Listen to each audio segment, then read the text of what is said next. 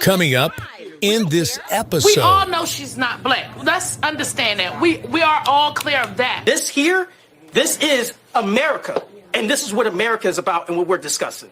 Did you know that there are black voters who vote Republican? I know, right? There are black people that don't listen to Obama. And they don't give a damn what Joy Reid said. I know, right? There are some black voters who vote Republican, and they had some choice words for the Kamala Harris campaign. You're going to like this.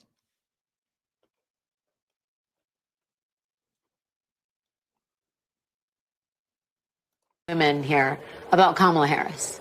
What are your feelings, and let me start with the women here, about Kamala Harris? She's a woman of color. I'm not putting her down because of that, and I'm not putting her down because she's a woman. I'm not a feminist, so I'm sorry.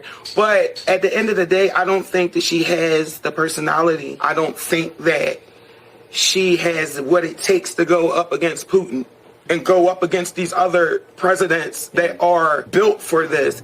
I don't want to be scared because my president is scared. I want my president to feel secure and manly and about it. We brought up gender, right? Like, do you think it matters that she's a woman and people aren't comfortable having a woman in a top leadership role? No, I don't think that, because most men, they love their mothers. They love their wives. So as a woman, most men, they respect the woman, but she just don't have the qualification or the education to really run America, because she don't have the experience. She don't understand our struggles. And for me to believe you for another 4 years, you're crazy. Right. Like, you're crazy. You're saying the same thing that you said 4 years ago. So the fact that she's the vice president That's to just you the is bottom line. You're like, you've been here, you've had a chance.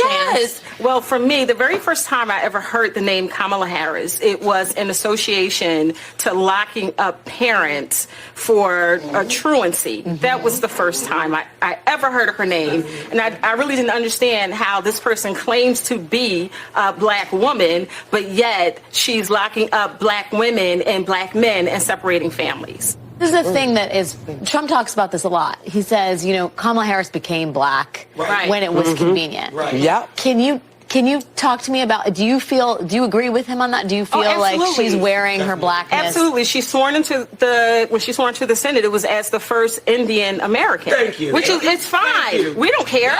We all know she's not black. Let's understand that. We are all clear of that. But my point of view, and like I told you earlier, she's already been there. She's in office right now. Damn. Man, I'm trying to tell y'all. See, Alex Wagner, she just got an education. Yeah, Alex, if she didn't know before, Alex Wagner knows now, all black people ain't the same. Yeah, this is a little bit different than that Democratic crew that she went to see in California. And this is women talking primarily. That was all women talking. Diamond G, come on now. And they let Kamala have it. They let her have it. These sisters had their own reasons. Remember, guys, there's no bad reason. Like, you only get one vote. And if you choose to use your vote the way you choose to use your vote, that's on you. That's a personal decision.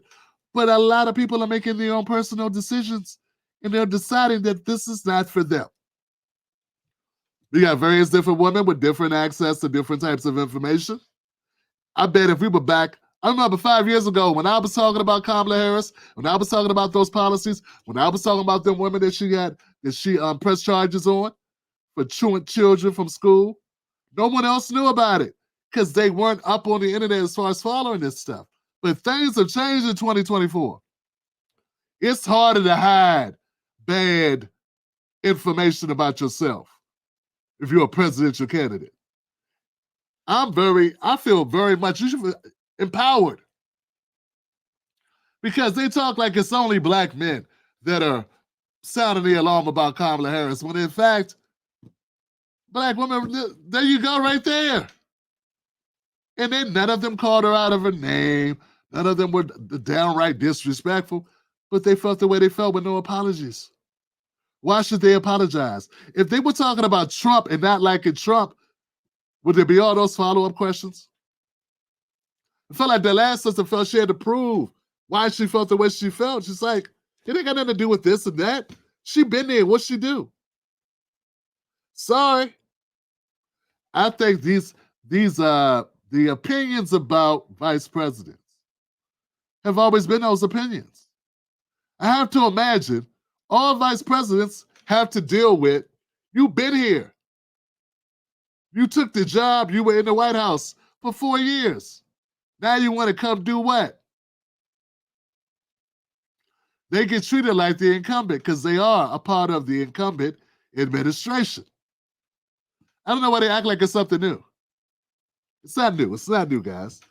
In fact, I think the way that the media is painting the picture here, more people feel the way these sisters feel about Kamala than otherwise. I think there's a lot of critical folks out here. They're willing to be very open and honest about how they feel about Kamala Harris. They don't like what they see, and that's just the way it is. They are not on the Kamala train. People kept talking about the Kamala wave. I kept hearing Charlemagne, oh, the Kamala wave. You know, I heard all these Democrat supporters. Oh, it's a Kamala wave. Yeah, well, you know what? Some people didn't get wet. Speaking of that, here goes if that same Westerner, Alex Wagner, in that room with some brothers. So she's going to talk to the men and get their opinions as well. Largely, you have criminal mass deportation. I agree with the idea of mass deportation. Largely, you have criminals in this country who are destroying our nation. They're coming in here, getting earmarked bills and policies to open up businesses, get free housing, get access, easier access than those who are legally immigrated to this country to welfare and other benefits. So, like, as a taxpayer, we have to pay for these guys to have luxuries of life, and we don't get anything, especially Black Americans who've suffered so much in the system under Democrats. We don't get anything. That's insane. You talk about Springfield, Ohio, and the whole thing with the fluff talk of, oh, grabbing a soundbite about Haitians or whatever is eating cats and dogs. Y'all trying to change the narrative of what he's really talking about. Change the narrative of really what we're talking about and telling us that's what we should be discussing. No, this here, this is what we're discussing.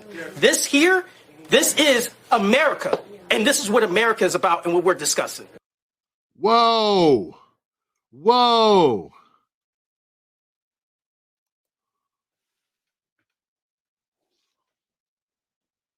Yeah.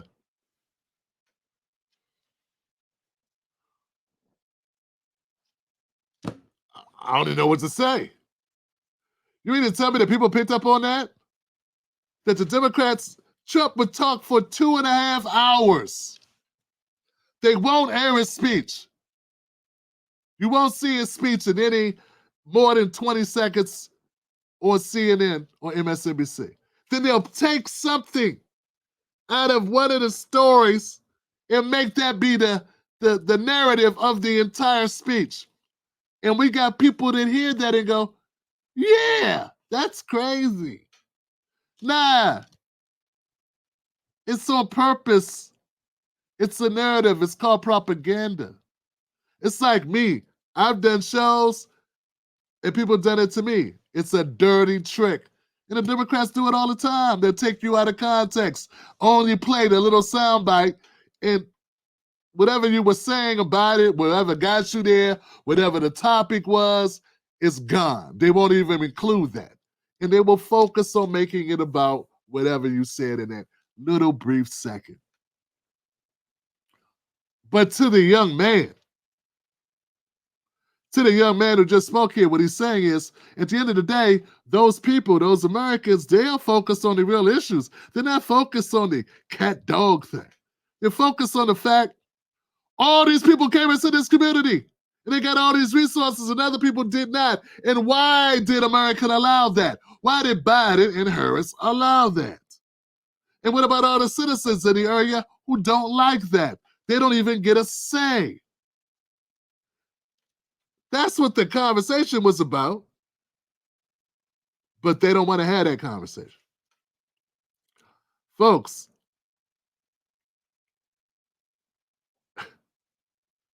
Americans are waking up. Americans are paying attention. Americans are not going for the okie doke. And I'm very proud of us, folks, for saying it. So the Black GOP does exist. They are vocal. And you know what? You don't even have to be GOP. You can just be a person who does not have your head up your backside. You could be a person who has not drank the Kool-Aid. You ain't a part of any party, but you recognize when something is not helpful for your life, not helpful for your family's life, that is detrimental even to your future. And you are not going to go quietly because you are nice. They consider you a nice person. You are a good person. And that's what they do. They make you almost feel like to be with them, to be on that side of things, is to be a good person. And then if you're not that, you're not a good person. And frankly, I think that's the lure because of all the influences from all the media, from all the movies, from all of the corporate media structure. The media industrial complex is run by the Democratic Party and the liberals, and it pushes you a certain way. And I'm not saying it's not okay. I'm not saying you should not be empathetic. But everyone has a line, and everyone else also has concerns. And they have rights as well. And the Democrats try to make you be all about others, but not about your others. And they're not doing it to help you. They're doing it because they have another agenda that don't include you. That's the kicker. So you're sitting around stepping on your own future. You're stepping on your own self-interest for the benefit of others for an agenda that's dark. And does that include you in a positive way? So look, hey, shout out to the brothers and sisters in that room who spoke truth to power. Shout out to Alice Wagner for going from CNN, for going into that room in Philadelphia and talking to those people. And I gotta say it, man. Shout out for playing it. Shout out for putting it on the airwaves. They had to make their content for us to see it and respond to it, and then I had to bring it up. So, shout out to me too. But yeah, shout out to you for watching. All right. This is good, guys. This is good. We're getting down to it. Hit the like button if you like this content so far. We still got a little ways to go, Johnson.